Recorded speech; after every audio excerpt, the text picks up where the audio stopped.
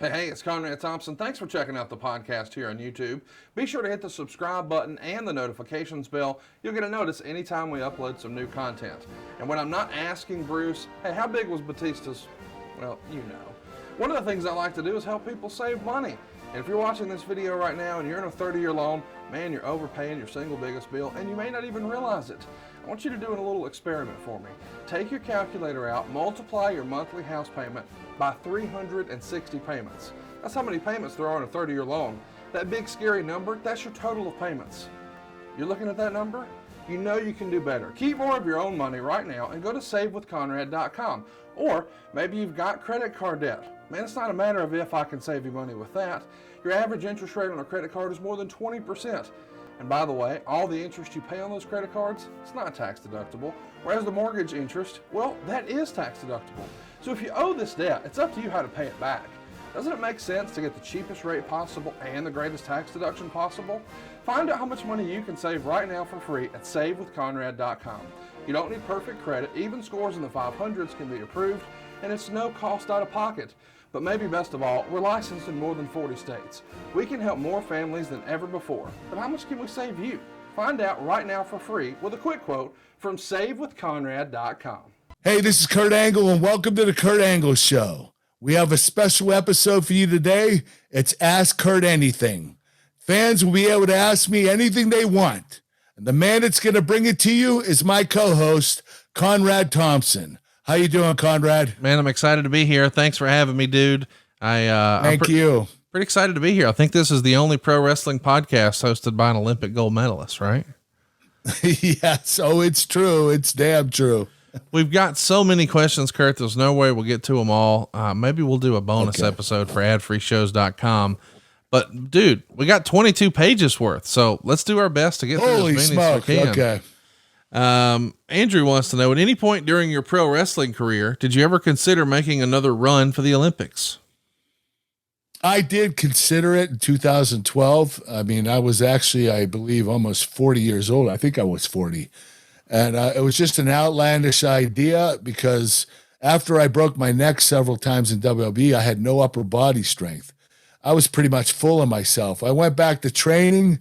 I took a break from TNA, did some training for a couple of months, and realized I just couldn't do it. My body was not holding up, and my upper body strength was really weak, and I just knew that I wasn't capable of making the Olympic team, so I wasn't going to do it. But I didn't really take a serious approach. It was only a couple months training, and I just wanted to see how it would do. I was getting, it was a point in my life where, I was letting a lot of people down with the decisions I made, and I wanted to go back to the Olympics. It's one of those psychology things where you want it to be, 1996 again because things were great. Right. And I think that's the reason why I tried to do it.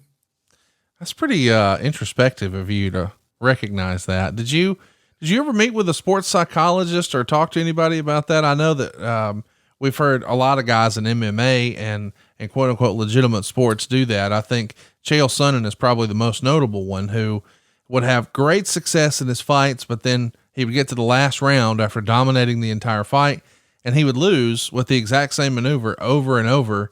So he started to go see a sports psychologist, and I think it became more in fashion in MMA. Did you do something like that in your career ever? In my Olympic career, yes, I did. I went to a sports psychologist because I wasn't able to beat a certain amount of individuals on the Olympic team in 1993 and 1994 for the world championship team. And I hit a wall, and I actually quit for a few months and thought, I can't beat these guys, so why even try? Wow. And so taking a few months off, I met a sports psychologist, and he said, hey, let me take care of you. I'll actually do it for free. So I started going there, and he was giving me, certain psychology tips about how to be more confident, how you can succeed in life. He was, what do you call it when you put the voodoo on you? Oh yeah. You're talking about when he would hypnosis? Hypnotize me. Yeah. He hypnotized me and would, have me speak during my hypnotism. And wow. It worked extremely well because when I made the commitment to come back in 1995 and 96, I was still seeing the sports psychologist, and I continued on every week. And I didn't lose a match then. From that point on, I won the U.S. Open, the World Team Trials, the World Championships in 1995, and then I won the U.S. Open, the Olympic Trials, and the Olympics in 1996. So it worked extremely well. The crazy thing is, I stopped after the Olympics, never went back to them again. So I got a messed up mind now that I gotta try to unravel. I need to go to another sports psychologist. No, I'm thinking, man, you got to go find that guy and write him a check. Hey, I appreciate those free services. They paid off. Here you go.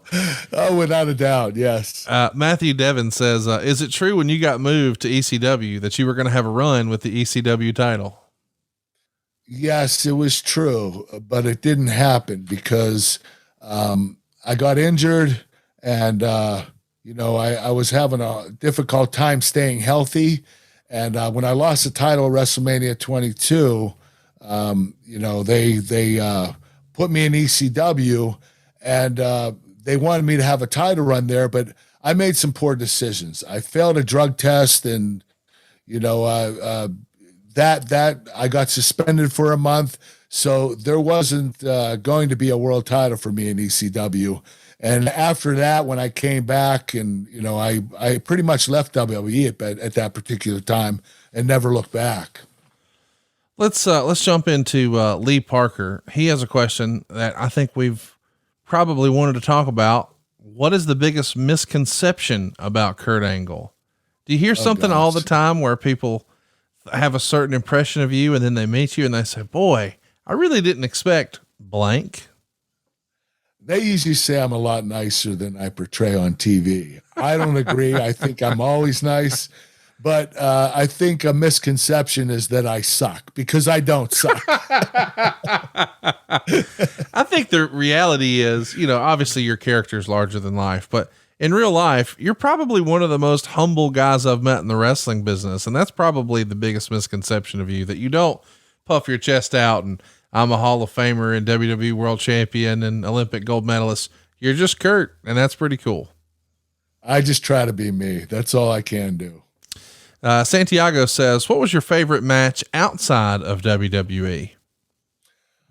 Oh man, I had some great ones in TNA. But I do have to say Yuji Nagata, New Japan Pro Wrestling, I believe 2008.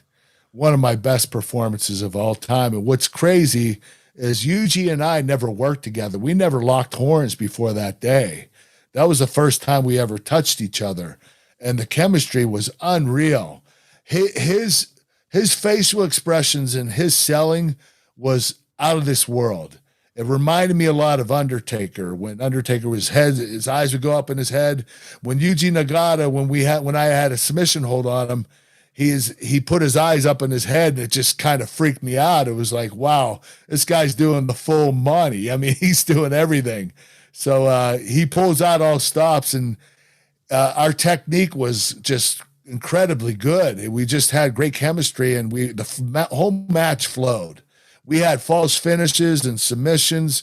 It was definitely my best match I did in Japan, and definitely my best match outside of WWE. If you haven't seen it, Go take a look at it. It's New Japan Wrestling, I believe 2008, against Yuji Nagata. That's tremendous. I would have never guessed that would have been your pick.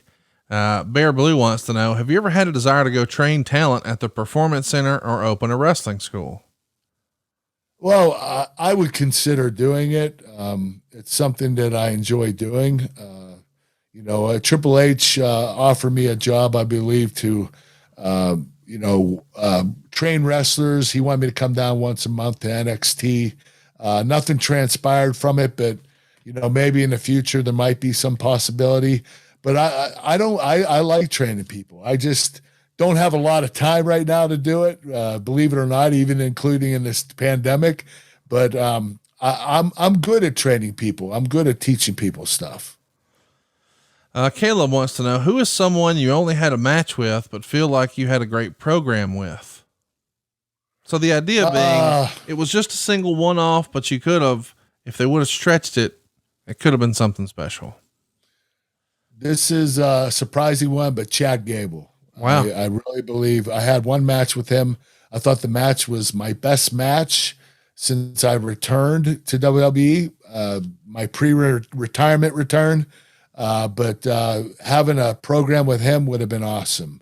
He reminds me of myself, and that's what I love. I mean, that's why Chris Benoit intrigued me, because I felt like I was wrestling myself, and I love that. I'm comfortable with it. Pro Wrestling Reality says, after doing the stalking angle, did you ever get offers to do a psychological thriller role? I thought you could have done a really good, powerful performance as a villain in a thriller / drama. Is they talking about the thing with Sharmell and Booker T? Yes. I guess. Oh gosh. That was my most embarrassing storyline of all time. You know how hard it was for me to do that? Yeah. I have so much respect for Booker and Sharmell, and it was a tough thing to do. And, just, pretending to have an orgasm on TV and pretending I was dreaming about Sharmell was just totally outlandish. It's just ridiculous. But, I did it because I love Vince, and that's what he wanted me to do. Here's one that you'll have fun with. Ross wants to know, in their prime, who would win a match between you and Briscoe? Oh, I would kick Briscoe's ass. It wouldn't even last. You ever hear some of my commercials and think to yourself, that sounds too good to be true. That's probably malarkey. Here's the deal, man. It's real. Just ask Jason up in North Branch, Minnesota. He left us a 5-star review for our work over at SaveWithConrad.com. He had this to say: my fellow wrestling fans and podcast listeners, Conrad's message is real. This process is very easy. Believe me, I've refinanced twice in the last 12 months. If the need ever arises again, without hesitation, I would make the call. Thank you, Conrad, and especially thank you, Derek. When you guys are in Minnesota, give me a shout. I'd love to buy you each a drink.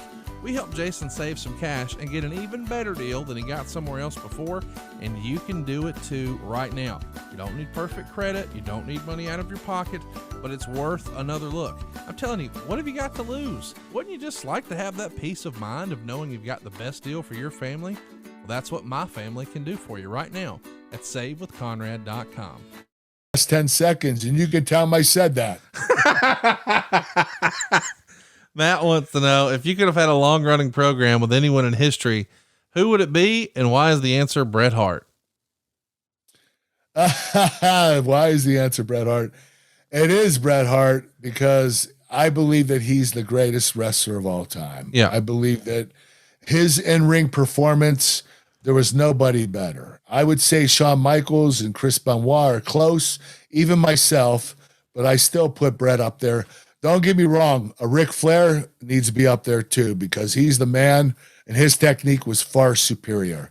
But he was, he did a lot of, Rick was a great wrestler that could get people interested in the psychology of the match, but he was also very entertaining. He took a lot of crazy Ric Flair bumps, the forward bump, the bump off the top of the rope.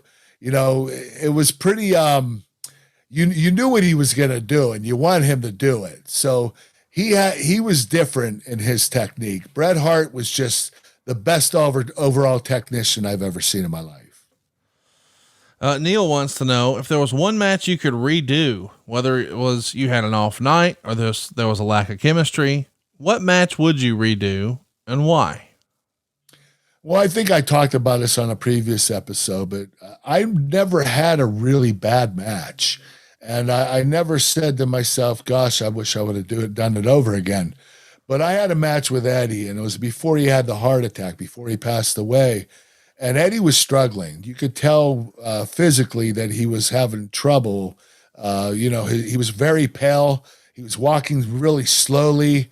He looked like an old man when he wasn't wrestling. But of course, when he walked out through the, Titantron and through Gorilla and went out to the crowd, he was on fire. He was Eddie Guerrero and he was all energy. But backstage, he was, very low key and he looked very tired. And we had a match one night, a lumberjack match, and I just couldn't get Eddie moving. He was really slow. He didn't want to do some spots.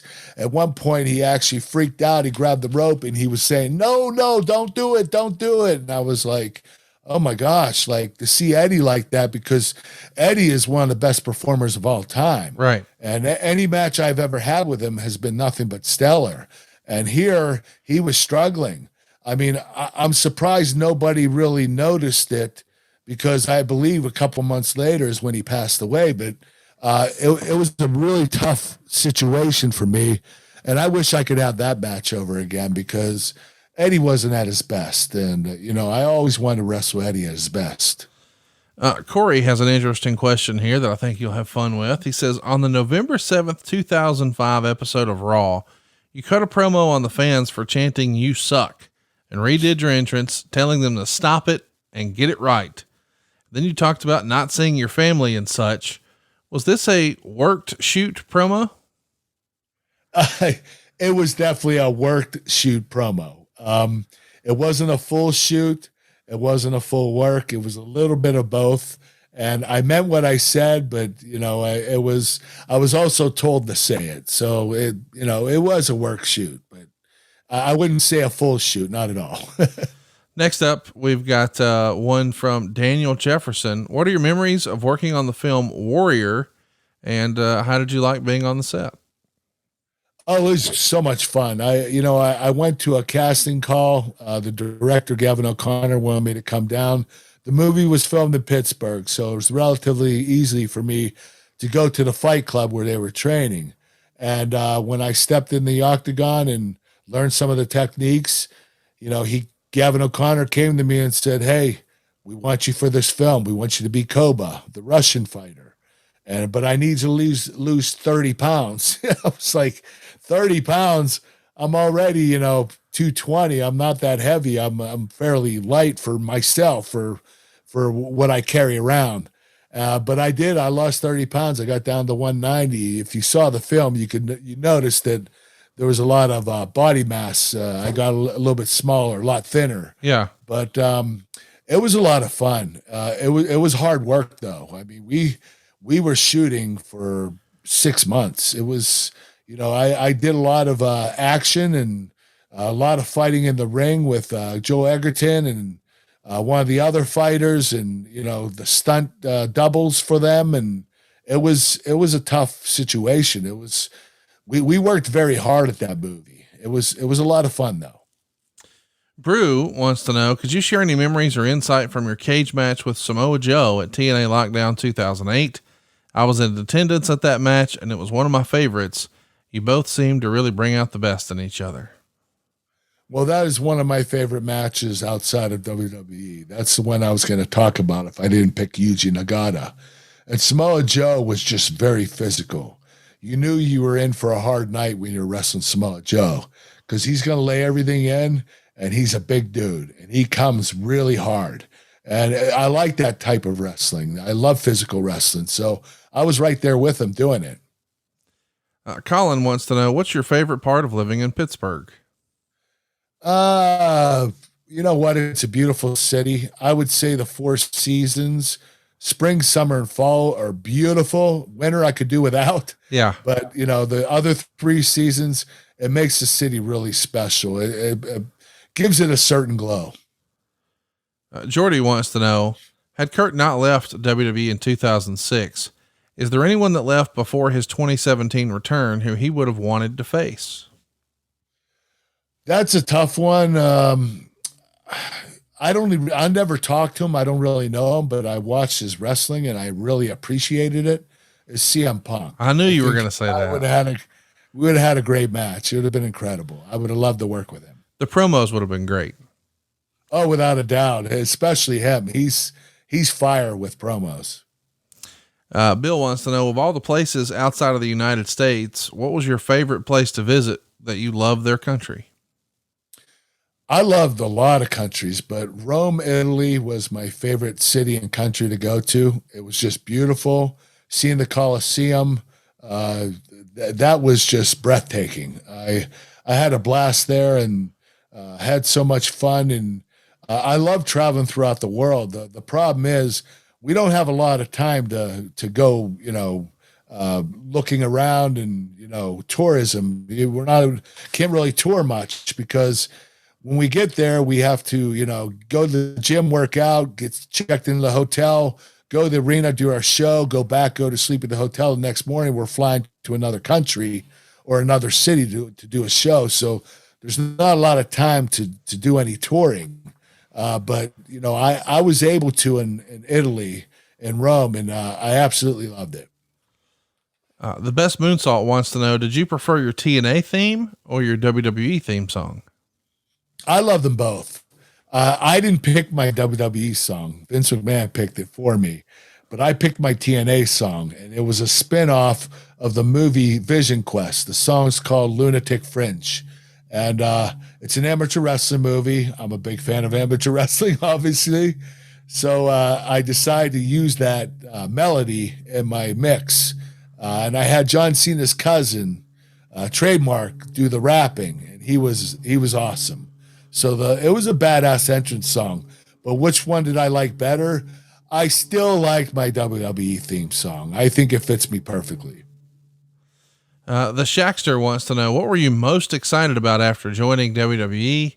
Your first action figure, your first t-shirt, or your first appearance in a video game?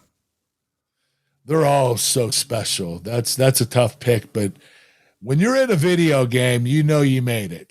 So I would say the video game, to see yourself in a video game as a character, it's just a huge honor. You become a big time celebrity because you got kids playing you on a video game. That is freaking awesome. Yeah. I love my first t-shirt. I also loved what was the other one? Video game, t-shirt, or action figure. Action figure. Yeah, I love my first action figure, and I was excited about them as well. But yeah, definitely the latter. Here's one that we haven't discussed before. Bryant wants to know, is there someone who was a great amateur wrestler who you thought had the personality to be a great pro wrestler? Yes. And I think he might be possible that he might do something eventually. And that's Henry Cejudo. He was an Olympic gold medalist, I believe in 2008.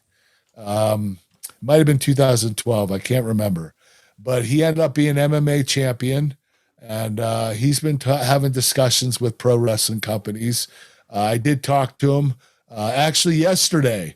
And I think that his gimmick, the Triple C, the King of Cringe, he's got the right idea about what he wants to do. And, he already has a gimmick because he's been doing it in MMA and UFC for so many years. So I think he would do extremely well. He's a great athlete too. And I did see him on AEW TV, so you never know. Meekin on Movies says, a silly one, but who had the bonkers ideas for two wrestlers with neck injuries to exchange concrete pile drivers during the feud with Austin? That, I didn't really think about that, but two guys with neck injuries, you would think concrete pile drivers, probably not something we want to sign up for. No, you don't want to sign up for it. You know what? I trusted Austin. I've only done it twice in my career. I was always told not to do it. I wasn't allowed to do it, but Austin talked me into it, and I trusted him because he's a really safe worker. But I did take it with him. But Austin doesn't jump in the air when he does it, so it's the impact. He just goes from his feet and sits down, so it's less impact. And he kept his knees bent so my head wouldn't hit the ground. And I did it with Eric Young and TNA once too, but I trusted those guys wholeheartedly. But that's one thing that I'm not supposed to take because of my neck injuries. Grooney 316 says, was your family actually supposed to jump in the ring at Unforgiven 01, or was that a shoot celebration?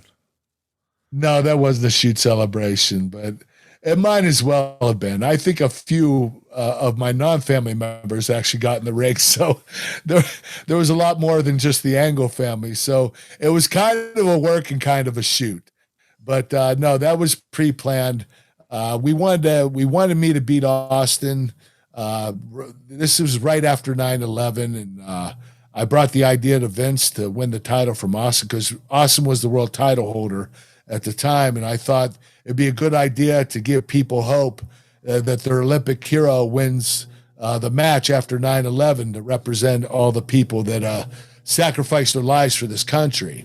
And Vince thought it was a great idea, and he said, "You're going to have to convince Steve." So I had to call Steve, and Steve said, "Yeah, let's do it." So I only held the title for a week, but that celebration, it was real. It was just pre-planned. Michael wants to know, when you were in the Olympics in 96, did you go watch any of the other events while you were at the Olympic Village? We didn't really have time to, and with the bombing and everything, you weren't really allowed. They were trying to protect the athletes. But I met a lot of those celebrities, the Olympians. Kerry Strug, Dominique Dawes, Dominique Marciano, the Dream Team. There were just a lot of great athletes just walking around Olympic Village. It was a lot of fun to be around them. Let's jump into Jay. He says, what advice do you have for any young wrestlers who are just starting out in the business? Advice for the young wrestlers. Okay. The two most important things you need to do when you start out is you have to learn how to bump properly for safety and for looks, make sure it's crisp and hard. And you have to learn how to sell. Those are the two most important things in this business. You get those two down, you can continue on from there and become a great worker. But those are the two most basic things that you need to learn off the bat. It's really imperative that you learn them, though. No Trucker Body says, what do you think of Gable Stevenson, Kyle Drake, and the 2021 Olympic wrestling team? Well, it sucks for us because in 1996, we were the best USA wrestling team of all time. And we continue to be up until now. But this team is actually better. These guys... the world championships, I believe last year, I believe they came out with 5 or 6 medals out of 7 weight classes. So these guys are primed, and they're gonna dominate the Olympics. We have the best USA wrestling team in the history of our country right now. Jason Bayless says, is it true that Kurt was going to wrestle either Bret or Sting at WrestleMania 18 if they could get them signed to deals? But ultimately the talks fell through. Did you ever hear that? I never heard. Yeah, there were talks about it. I heard about it, but I'm not surprised that it didn't occur. They couldn't get Sting to sign that early. Bret Hart at that particular time, he was still wrestling, I believe. Wasn't he with WCW at the time? WCW had just went under the year prior, and he had that concussion with Goldberg, but they were flirting with the idea of maybe he could still go. And ultimately he just did like the one-off with Vince, I think. Okay. Well, did he also, didn't he have a bicycle injury and a stroke? Yeah. A stroke. Yes. Yeah. So I believe that, I did contact Bret. I'm the one that contacted him. Yeah. I called him and I said, hey, I want to wrestle you at WrestleMania. I think it would be a dream match. You won't have to do any of the work. I'll do all the bumping and selling. And he immediately said no. And I was like, okay, well, I appreciate it. Nice meeting you, Bret. But I understand now. I mean, later on in my career, I started losing a step and I didn't like what I saw. And, when you get older and you start slowing down, you can't put on the performance that you did in your prime.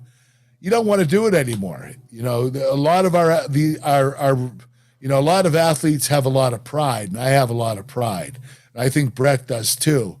Having the stroke and getting the concussion from Goldberg, he knew that he couldn't put on the Bret Hart performance that he did in his prime, and he doesn't want to wrestle Kurt Angle unless he's in his prime, unless he can perform like he was in his prime. So I understood why he said no. Here's one from Stephen Watts. Does Kurt know how many awesome memes and GIF he inspired from his Raw GM run alone? I don't know that you keep up with that, but have you seen all the silly fun that people have with your facial expressions while you were the GM? Yeah, I saw one with a walkie-talkie. It's happening. It's happening. Yes. Yeah, I know one where I'm taking a deep breath when Triple H sucker punches me. Yes. So I do see them, but more gifts as GM of Raw than my 20 years of wrestling. Joe wants to know, since you didn't grow up a wrestling fan, have you gone back and watched some of the classics? Yeah, I mean, I watched WrestleMania 3. I watched WrestleMania 10. The WrestleMania match in 1996, the Iron Man match, Bret Hart versus Shawn Michaels, because I wanted to get better, and those guys were the best. But yeah, I watched a lot of wrestling from the past, and I try to keep up with it now. With historical wrestling, especially watching in the 80s and 90s. They had a lot of good wrestling back then, and it was more old school wrestling. I kind of enjoyed it. Let's talk about the 6-man Hell in a Cell. Drew wants to know any fun stories of that 6-man Hell in a Cell match, the build up or the limitations from 6 guys in the same cage.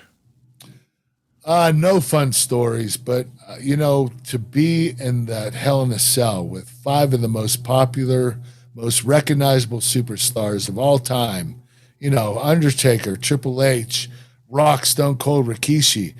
It was such a huge honor. When I walked out to get in the cage, I was in awe. I was like, holy crap.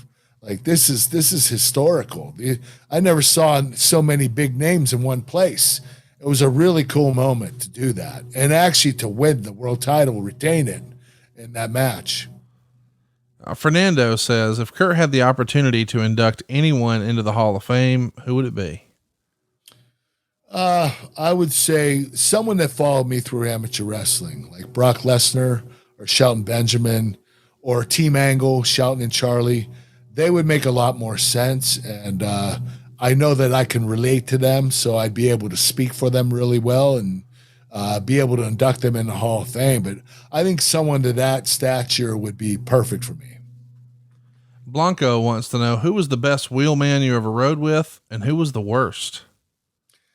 I didn't have a worst, but my best was Big Show. I mean, the guy drove the whole time. He was a monster. Never had to drive.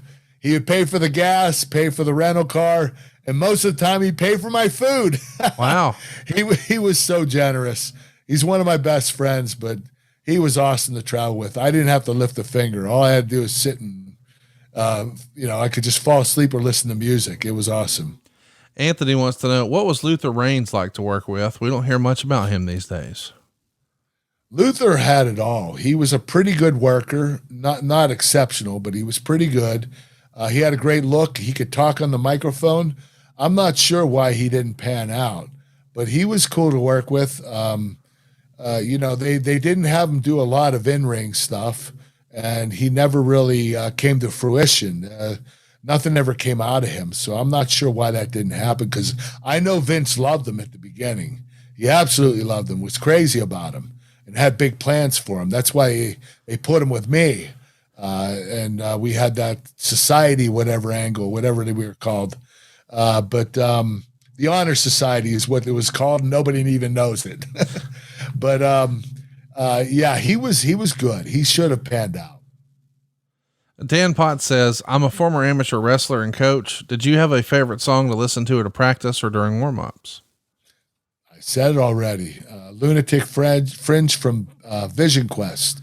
It's a badass song, man. It's so wait, that really wasn't just the TNA theme. That really was your motivational theme your whole life. Yes. Okay. That's why I used it in TNA. If WWE would have gave me the opportunity to make my own entrance music, it would have been from that song. Would you just listen to it on repeat, or did you have like a playlist of sorts? No, I would listen to the whole Vision Quest soundtrack. I got you. That was my thing. So it was there were different artists, different singers. One was Stevie, I forget his name. But it was a really cool soundtrack. A lot of popular songs. Yeah. Let's run through it right fast because I've got it pulled up here. Only the Young by Journey, Hungry for Heaven, Johnny James Dio, I'll Fall in Love Again, Sammy Hagar, Hot Blooded, Foreigner, Harden My Heart, Quarter Flash, Time for Me to Fly, REO Speedwagon, Gambler, Madonna, Crazy for You by Madonna, Lunatic Fringe by Red Ryder, The Four Seasons by Antonio Vivaldi. Boy, they're going to butcher me on that one. Change by John Waite. No More Words by Berlin. Shout to the Top, the Style Council. And She's on the Zoom by Don Henley. Tell me that isn't a badass soundtrack. That is freaking awesome. How could you not expect me to listen to that and just that? That is as badass as it gets. Chris Naffy has a question. Did WWE ever consider the possibility of Kurt Angle milk? And listen, that sounds far-fetched, but let's remember a few years ago, this same company sold Booty O's cereal. I think New Day cereal and Kurt Angle milk, that could have worked. It definitely would have worked. The company never considered it. I was going to be in a milk ad, but I left in 2006. I believe they got that for me, but it got taken away. But I think that if WWE would have did Kurt Angle milk, we would have sold really well. Yeah, for sure. And we've been a great addition to Booty-O cereal. Why not? I think we've talked about belts before, but we keep getting the same questions here. Of all the championships that you've won, which belt design was your favorite? I think you told us it was your first WWF world title. I think fans call it the Big Eagle. Is that still the answer? Yes, it's the Big Eagle. It's the most traditional. I like tradition, and it looked really cool. It had the Big Eagle on it, and with the wings, and yep. It was a badass belt. It was a little old school, It was a circular shape, but it worked. I loved it. You had a few different TNA world titles. Did you prefer one over the others? The most modern one is the one that I I liked better. Gotcha. I believe I have it here somewhere. Don't tell them that. I stole it. Oh God, I'm on a podcast. I just revealed that I stole the belt. I love it. We have a show on ad-free shows called Title Chase, and because I collect belts, as you can see behind me, and so we tell a story about a belt that we have and how we got it. And there you go, boys and girls. There's another example of how one gets out of the barn, so to speak. I stole it. Yes, I did. Chris says, how much fun was the Woo Fest with Ric Flair on Raw, and was the entire segment scripted, or did you ad-lib it? Well, it was scripted, but we weren't supposed to say the woos as much as we did. But Rick kept going, I kept going, so we just kept going till he out-wooed me. But at that point in my career, I had 3 neck surgeries, and I couldn't. My voice box was messed up from the surgery, so I can't woo. This is as loud as I can go. Woo. Yeah. I can't do a high-pitched woo. And I couldn't back then, and I felt like an idiot. I was really insecure about my woos, which is kind of weird. But, Ric Flair was wooing way better than I was, and I felt like I got out-wooed by him. So you're woo shy. I like it. I'm woo shy, yeah. Tyler Rogers wants to know, what wrestler treated you the best backstage? Big Show. He was... even though he's a couple years younger than me, he was more like a father figure. Big Show he was like your grandpa, you listened to him. He had great advice. He took care of you. He drove you around, made sure you're okay. A very caring individual. For as big and badass as he is, he's one of the nicest guys in the world. Just incredibly generous. This one's from the Attitude Era. They say, what'd you enjoy more, your Attitude Era run or your Ruthless Aggression Era run? Oh, that's tough. The Olympic Hero versus the Wrestling Machine. I had a lot more fun doing the Olympic Hero gimmick. I was more entertaining, did some funny stuff, goofy stuff, but the Wrestling Machine was really cool. I liked being the serious, badass, kick your ass, dominating wrestler. And so it's a hard choice, but I would have to say that the Olympic Hero was the one I like the best. Here's a fun one. Andrew Thompson wants to know, why wasn't Jason Jordan at ringside with the rest and you or your family at the retirement match in WrestleMania 35? All right, I'm going to tell you a secret. He's not really my son. Why would he be there? That's tremendous. That's my answer. Coach D Mac wants to know, would you ever be open to being a professional wrestling manager and having your own stable of former Olympic wrestlers? Oh gosh. I would definitely want to manage them, but you talk about a bunch of Olympic wrestlers. It'd be really difficult to get them all trained ready for pro wrestling. It's a hard transition, but it's possible, and wrestlers can have some egos. So, you dealing with those egos could be really hard too. So I'm not so sure I'd want to manage them, but at the end of the day, I would love to do something like that, to be serious. Managing Olympic wrestlers that crossed over to the professional wrestling. I know what they are going to go through. I can relate to them, and I think I'd be a great communicator for them. Jordan wants to know, is there any finish in particular that you personally hated taking?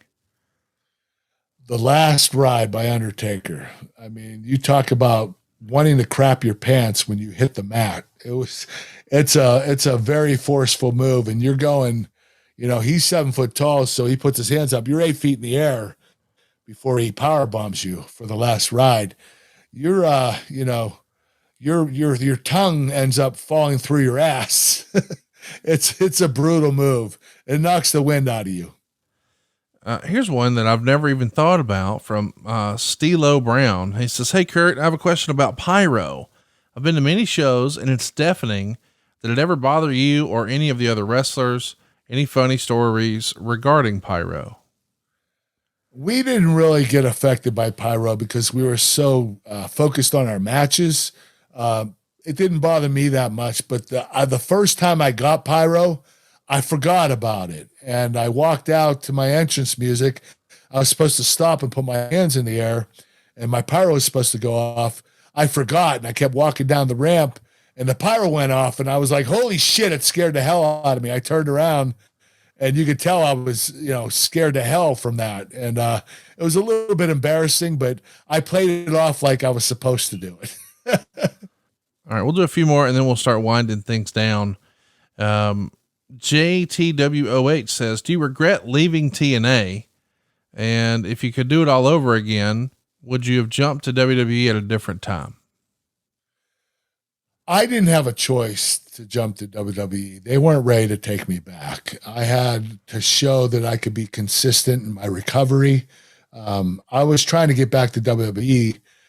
By 2014, I was making attempts, and Vince wasn't interested. He just felt that my reputation at the time was not good. So I had to earn his respect back by staying clean for a few more years. So I wanted to go back earlier, even though I love TNA and I loved my work in there, and I love Dixie Carter to death. She's an awesome boss. But she knew that I wanted to go back to WWE to finish my career. And I didn't get back there till, I believe, 2017. So it took me a few years to gain back Vince's trust. Here's one from AOTV Productions. When did you find out that your in-ring return to WWE was going to take place at TLC? I found out the week before the TLC match. Roman Reigns was out of commission from the Shield and they needed a replacement. Vince was trying to think of somebody, and he thought this would be the perfect time to start Kurt back to wrestling. So he replaced me with Roman, and man, I was so excited. I marked out that night. If you saw me in the crowd when we walked out for our entrance, we're in the crowd. I was in the back with Dean Ambrose and Seth Rollins in front of me. I looked like a fanboy. I was marking out. I was so happy. I'm like, yeah, smile on my face, just having a blast. It was a lot of fun teaming up with those guys, and they're a legendary group. That faction is one of the most popular of all time. Boy, here's a controversial one from Mike. Is it true that Kurt started sitting in production meetings because a certain individual with 3 initials wasn't, let's say, being helpful towards his career? You know, I've touched on this before, Kurt. There's lots of rumor and innuendo that supposedly Triple H would not always say the nicest things in those production meetings. And I guess there's a rumor that came to you and you decided to start attending the same meetings. Is that true? It wasn't my idea to start attending the meetings. It was actually Vince's idea. And I don't know, why Vince wanted me to go. I think he was trying to train me as a long-term employee of the company. So he wanted me to understand the business much quicker. And he wanted me to understand the production and everything else that goes along with it. So he asked me to start going. And I went for about a year, my first year. And, I started getting, wrestlers were getting standoffish to me, and I felt like maybe me going to the meetings, they knew I was going there, and they thought maybe I was politicizing for myself. Yeah. And I wasn't. I never did. But Triple H never said anything bad about me in the meetings, at least not when I was in there. But I don't know if it happened beforehand. I'm not really sure. But he always talked well of me as far as I know. But going to the meetings, I felt like I was getting heat with the boys. So a year later, I told Vince, I don't want to go anymore. I'm going to stop going, and, don't be upset with me. I just don't want the boys pissed off at me. So I quit going to the meetings because of that. Tim Davidson says, Kurt, I remember you first started using the ankle lock in late 2000. Then in 2003, you began grapevining the leg, which I thought was brilliant. Was this your idea, or where did you come up with that concept? Well, I wanted to come up with a tease ankle lock and a for sure ankle lock. So the tease ankle lock was to stand on your feet or on my knees and have the ankle lock in. The fans, I would still make guys tap out at various times, but a lot of the times they would get out of the move and they would continue on with the match. But when I get the grapevine down, there's only been one other time that no one's tapped out to that, and that was Brock Lesnar. He dragged me across the ring and grabbed the ropes. But it's really difficult. You have to be a big, strong dude like Brock Lesnar to drag my 230-pound ass across the ring to get to the ropes. So I protected it by using the grapevine. That was it's getting serious now. This match has ended. That was my grapevine ankle lock. That's what it meant. Kent wants to know, once you, back in your wrestling days, what was your drink of choice? Milk. I was a milk drinker. I'm a big Diet Pepsi fan too, even though Coke sponsored me for the 1996 Olympics. I have to thank them for that, but I actually prefer Pepsi right now. Not sure why. Different taste, different time, I guess. But milk has always been my favorite drink. I've always drank it and I love it. Chris says, what do you think about a potential matchup between Eddie Guerrero and Shawn Michaels at WrestleMania 22? What do you think it would have looked like if it actually happened? Wow. Could you say greatest match of all time? It would have been that's on the what list, they were going to have. Yeah. You know what? If they went through it cleanly, it would be the greatest match of all time. If they didn't make any mistakes and it was a clean match, that would be match of all time, greatest match of all time, without a doubt. I'm just wondering who would go over. Right. That's a tough one. I'm thinking Shawn Michaels is Mr. WrestleMania because he has a great reputation of having the best matches at WrestleMania. So I would say Eddie would probably go over in that match. Here's one from Taylor. How was your backstage interaction with Sting when you first arrived in TNA in late 2006? Was he happy you were there? Did it take a while for him to open up with you? How was he behind the scenes? Well, I actually met Sting 2 months prior before I started on TV. Dixie Carter flew me down to Nashville, Tennessee. She flew Sting into Nashville. We met privately in a back room at a restaurant. Nobody knew we were there. And it was strictly just so I could meet Sting and talk to him and get to know him. And we hit it off from the start. We got along perfectly well. We had a lot in common. He was just one of the most humble people I've ever talked to. I can't believe that he was part of WCW at a time where things there were very political and guys would be stabbing each other in the back. And, for Sting, as nice as he is and as generous as he is, it's crazy that he had that much success in that company. That's just outlandish. But he's such a great guy. He's one of the most solid guys I've ever met. I Ali says, my all-time dream match was Kurt Angle versus Sting. Do you think it would ever happen in AEW? Well, considering I'm 52 and Sting's, a lot older than I am, not much older, but a little bit older, I'd say the chances are no, slim to none, because for many reasons. One is we're both too old. We're not too old to wrestle younger guys. Don't get me wrong. You wrestle a younger guy that can, spice up the match and make it a little more interesting. You can have some great matches still. But when you start losing a step and you're both older and you both lost a step, it's really hard to make that up. So, I'll give you a great example. Undertaker versus Goldberg. Yeah. They were both up in age, but you put Goldberg with a Brock Lesnar or Undertaker with an AJ Styles, or switch them around, whatever you want to do.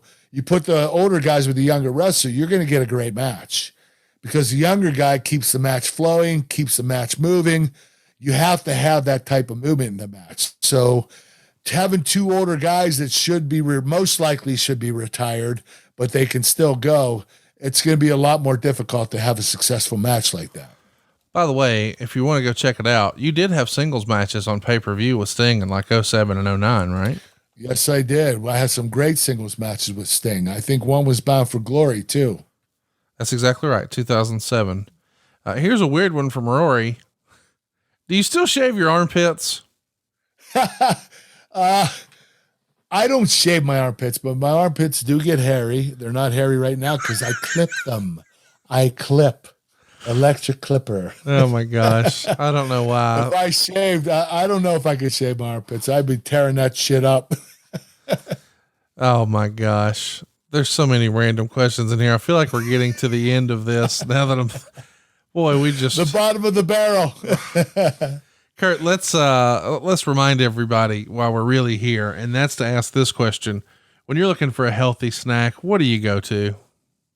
Physically Fit chicken snacks or Snack Smart organic plant protein. You can get them online at physicallyfit.com. We have 11 flavors. They're all incredible. High protein, low carbohydrate.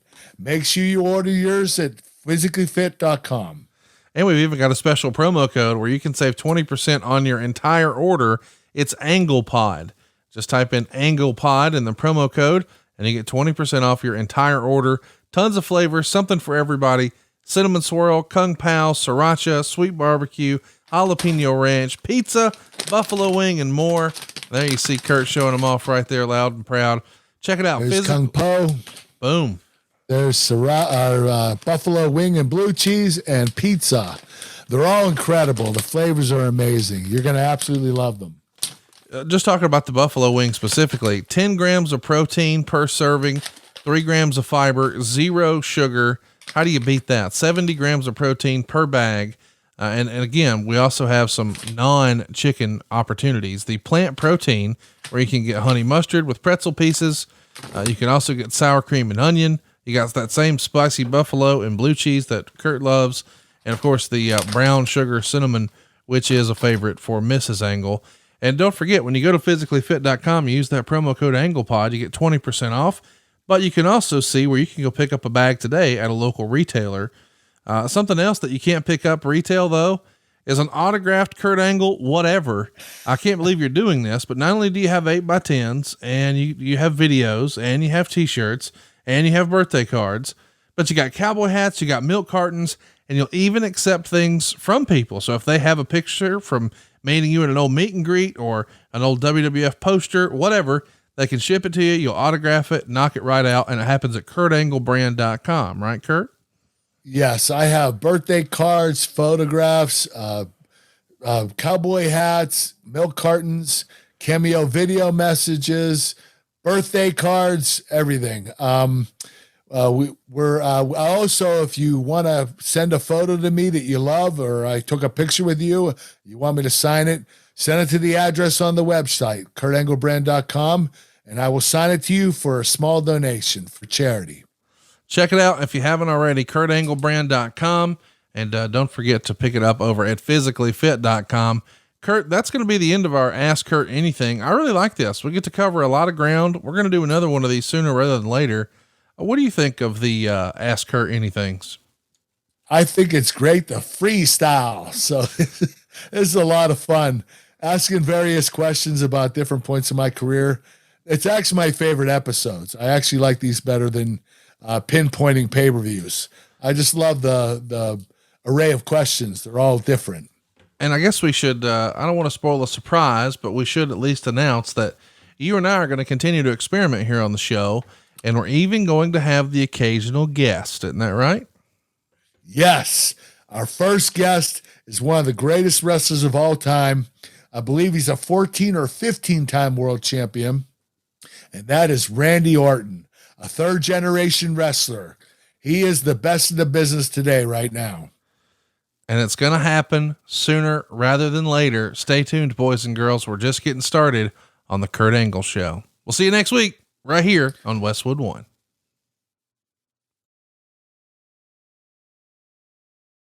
Hey, it's Conrad Thompson. Thanks for checking out the podcast here on YouTube. Be sure to hit the subscribe button and the notifications bell so you get a notice anytime we upload some new content. And go save yourself some money right now. If you're in a 30-year loan or you have credit card debt, it's not a matter of if I can save you money. It's a matter of how much.